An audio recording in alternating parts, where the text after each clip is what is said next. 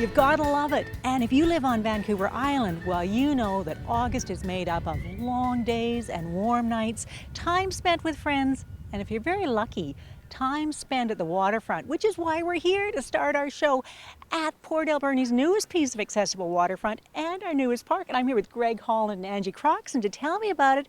Greg Holland, where are we and what do you have to do with it? We are at the Canal Waterfront Park along the waterfront of Port Alberni. I'm the president of the Kiwanis Club of Port Alberni, and we have kind of spearheaded this the operations here. Okay, Greg is being very, very humble here. You say you've spearheaded it. This has been a project that the city and private individuals have been involved in for a long time, but having the Kiwanis come on board, this has been transformed. It looks totally different. Well, Kiwanis is a service organization. We have performed a lot of service in the Alberni Valley here, and we decided now it was time to do something big. And to do something big, we needed partners. We went together with the city and we started to put together plans of what we would like to do. And those plans were a little bit bigger financially of where we wanted to go. And so we found another partner. Okay, he's smiling because we have a representative of that other partner here. Angie from the co-op. You spent a lot of money. How much money did the co-op invest in this park? Well, on behalf of the Federated Co-op, we donated $40,000 through an event called Community Spaces. $40,000, Port Alberni, you should be pleased about that. $40,000. How was this location chosen? They had to apply through an application process, and it goes through Federated Co-op, and there's also a committee, and they go through the committee process and they choose the winners through that.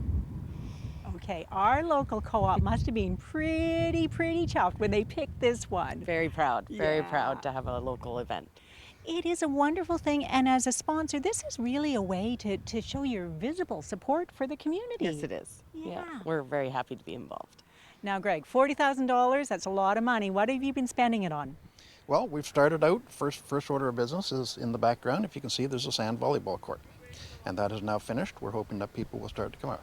And today we will unveil the play box, the Kiwanis play box. In the Kiwanis play box, there's going to be frisbees, all kinds of soccer balls. The list keeps growing and growing, and we're going to invite the public to come to us with, or put into the box, suggestions of what else they would like. And so people can come down here. It doesn't have to cost money. We have a lot of people that can't afford organized sports. They can come down here, they can use the box. In order to get access to the box, they're going to have to go to Glen Echo and get a pass code that they will open the box with a lock. And that's just the beginning. The next step is a big pavilion, and that's where a lot of the $40,000 that we have gotten from the co-op will be spent, is on a pavilion that people can sit at this beautiful park and have lunch, dinner, because sometimes it rains in Port Alberni. And when it does, they can be out of the elements. It will also be designed that we will be able to have mini little concerts, plays, whatever, and it's going to be an all-round use. Beyond that, it's wide open. It's wide open. Sky's the limit. I can't say enough to you two about how much this space is being transformed constantly. Do you have any leagues yet, kind of for the beach volleyball over here? No, we haven't. We just got the net up yesterday. Okay. So we are going to start promoting that and getting me. We know some of the young professionals in town have experience with sand volleyball, and they're thrilled with this. So that's who we're going to get to start maybe organizing it. Okay, Greg, this is when we start promoting it. We need you to come out. We need you to come down. Come on down. And make use of this. Thank you so much for telling us about it. Thank you so much to the co-op, to the Kiwanis Club, to the city of Port Alberni. Well done, folks. All the way from the waterfront to watering holes. There's so much going on where you live.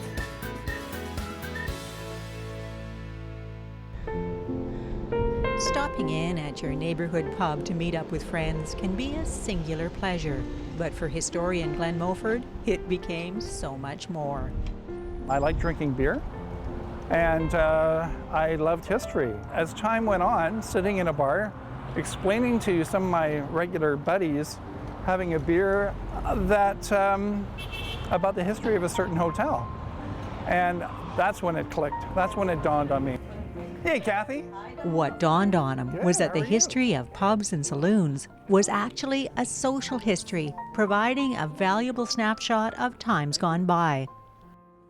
pubs really was the blue collar club for a lot of men in particular. And then as the beer parlors came on tap, for women too, which had their own section. So yes, it was, the more I researched and looked into it, the better it got. In fact, the information that Glenn had begun to gather was so rich and fascinating that he began to write about it. First in a blog, then in newspaper and magazine articles, and ultimately in a book. Yes, my book, Aqua Vitae, which translates from Latin to English, called The Water of Life. And it's a history of the saloons and hotel bars before Prohibition, which began in 1917. So it was roughly from the period 1851 to 1917. Glenn did his research through archives and museums as well as online, but his favorite source of information was a little more casual and a lot more personal. Some of them, the people that I would sit with, go, my great-grandfather owned the Regent Saloon. It was on the corner of Johnson and Douglas. And they tell me a little story. After a while, I started carrying a little notebook. And I said, do you mind if I just jot that down? So I started to. And I started writing, and that's really where it came from. It was very innocent. Well, Glenn's intentions may have been innocent, but the stories he's gathered run the gamut from the salacious to the downright gruesome. In the 1880s, they were ripping down all the old saloons and building with brick because fire was a real problem in cities. And one worker was prying the floorboards up in the Old Pony Saloon on Government Street. And he revealed a human skeleton that had, Dr. Trimble came in, checked the body out. Later it was determined that this person was killed, stuffed under the floorboards of the office, and everything was hush-hush. So there was some pretty scary and bizarre moments that happened during the gold rush and other times. There were also moments happening in Port Alberni at the historic Arlington Hotel, built in 1893. It was a social gathering place for the farmers and workers in sawmills and those that worked out in the woods, especially in the very early years. There were only a few houses here, and that hotel really served as a very important function in town, especially long before the days of radio, television, and the internet. Luckily, even in the days of the internet, there are historians like Glenn giving us all a peek behind the saloon doors of yesteryear. Aqua Vitae is published by Touchwood Editions and is available online or in bookstores.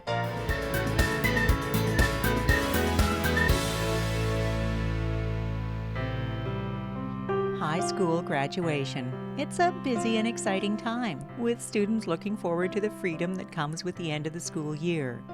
But for some, like Port Alberni's Hannah Cheatham, who graduated this June, there are still a few classroom projects that need working on over the summer.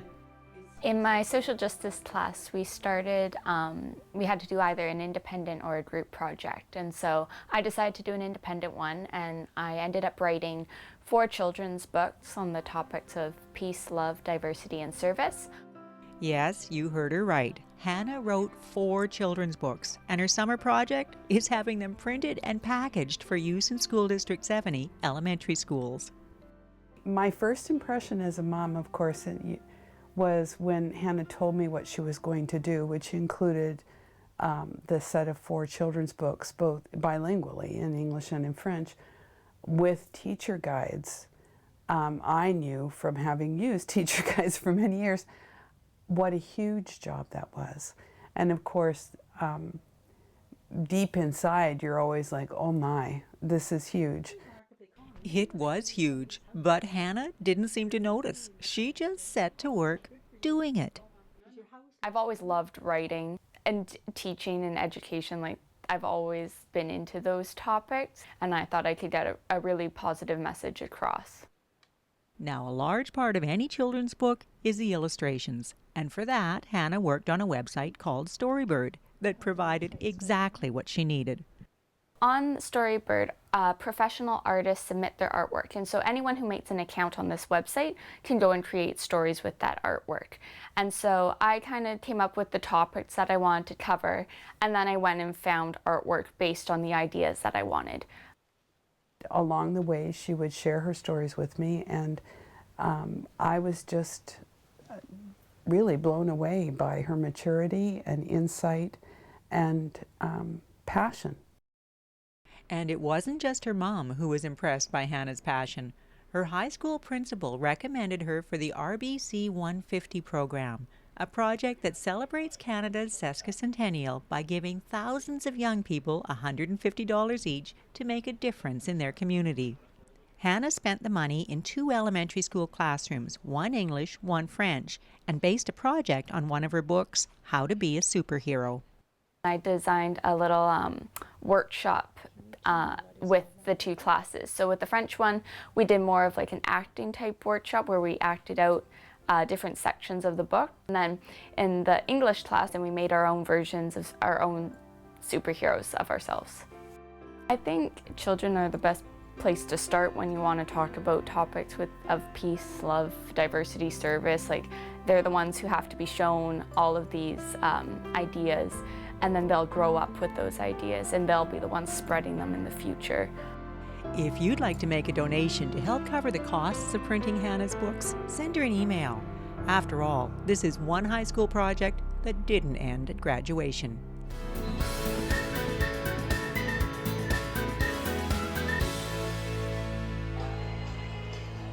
Rainbow flags, plenty of them, along with rainbow banners, rainbow headbands, rainbow t-shirts, rainbow hats, all of them carrying a message that was heard loud and clear at this year's Pride event in Port Alberni.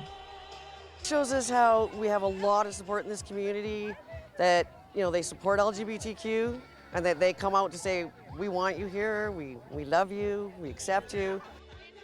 It's just been a great journey to just put on Pride and just experience Pride and just to help people. Now, Cooper called it a journey, and he's right. There have been a few bumps in the road on the way to this year's successful Pride event. And along the way, Shelley has seen a definite change in the community. I have noticed change in people who a few years ago were very kind of anti-anything Pride, who now have gone, gee, I'm going to come. So in 3 years, it's changed that much. That kind of change in attitude is hard to measure, but there is a physical symbol of acceptance in Port Alberni, a newly painted rainbow crosswalk leading to City Hall. To hear from Shelley that it was passed to be painted, I cried all night just knowing that we were gonna have a rainbow crosswalk in Port Alberni.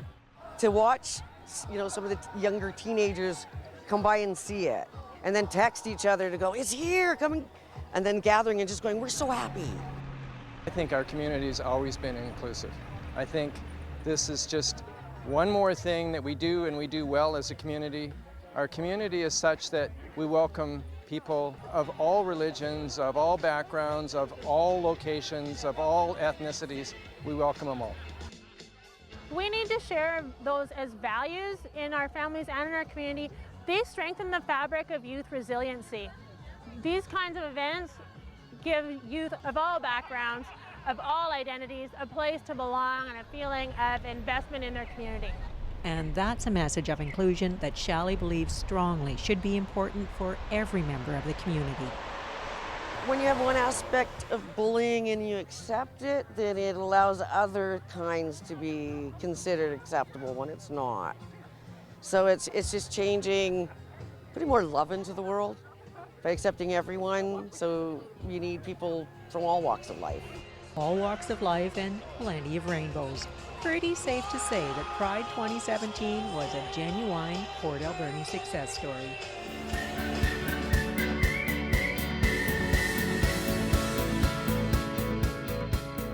Now we are almost at the end of our show, but before we say goodbye, we're going to bring you the story of a father and son that we first met in 2015. And follow that with an update of what Richie and Brett are doing today. Looking at baby pictures is one of those special shared moments in most families. After all, welcoming a new child into the family is one of the happiest times in a parent's life. But for Richard Wasiliniak and his son Brett, those pictures are always divided into before and after piles. Before and after, Brett was diagnosed with cancer. That was a tumor. It was called rhabdomyosarcoma. Apparently it's rare with kids, but met a few people over there while we were there that their kids had it also. Over there was the BC Children's Hospital, where 3-year-old Brett went for treatment. And Richard, well, Richard went too, supporting his son and trying his best to keep his fears to himself. Scared? I mean, hey, your 3-year-old kid's got cancer. I mean, every time you hear cancer, you think right away, you think death. So yeah, it was pretty heart-wrenching. Eventually, Brett would undergo 52 weeks of chemo and 6 weeks of radiation therapy. All of it time spent in Vancouver, away from the familiarity of home. Time that was made just a little bit easier for Richard when he began to stay at Easter Seal's house.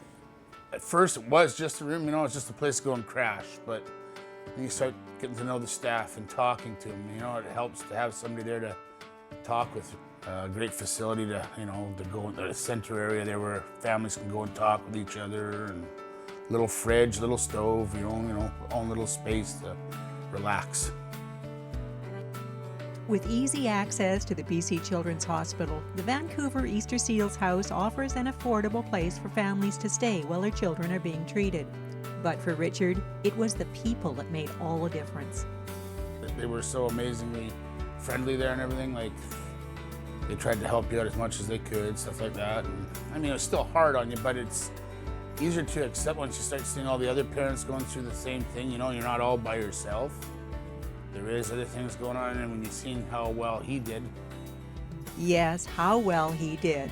Brett responded well to treatment, and today is a healthy, cancer-free 8-year-old. Driving me crazy, which I guess most kids do. Healthy, been clear for 3 years now. Brett goes for follow-up testing at Children's Hospital every few months, and when he does, he and his dad check in at Easter Seal's house, their home away from home that made an otherwise unbearable time just a little bit easier. Because when people are going through what they're going through when they're at Children's Hospital with their children, they need a place like that to get away from it all. Don't go too far, please.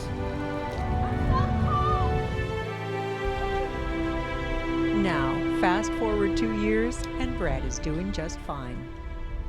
You know, he's growing, a little bit of attitude, but hey, that's the kid.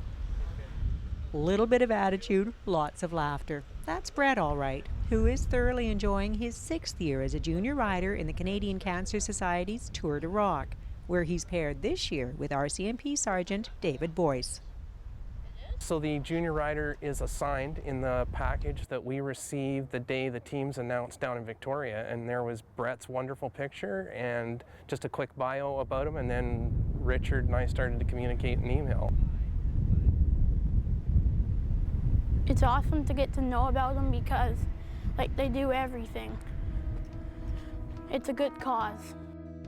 It's awesome for the riders to get to know the kids too, because really, that's why they're riding. Raising money for pediatric cancer research and Camp Good Times. It's a huge part. It's wonderful, and thankfully there's some great stories like Brett's, and it really engages you. And I was really interested, even just on a recent ride, that Brett was discussing some of the guys that he's connected with in the past and how he still has connections with them through Tour de Rock. So it's obviously a wonderful idea. Wonderful idea, and one that provides wonderful support for youngsters and their families who, like Brett and Richard, are forced to do battle with pediatric cancer. It gives a lot of kids who are going through, well, plain and simple hell. I mean, kids don't really notice it as much, but the parents do. But it gives the kids that for the Camp Good Times, where they can have a good time and not have to stress out and worry about what they're going through. Tour de Rock has raised over $23 million to date, all of it in benefit of children with cancer and their families. But this is a fundraiser that depends on the generosity of island communities. Financial support is what ultimately it's all about. It's going to help get kids into Camp Good Times over in Maple Ridge. Wonderful experience, and additionally all the vital research that goes on in terms of trying to battle pediatric cancers. It's a tough situation for the parents to go through. I mean, you both want to be there for your child while you're there, right? But somebody usually has to stay back and work to keep things going, because the bills are still there, but you got to also be there for support for your child, right? So it all helps. If you can help support the families who are going through it, do it.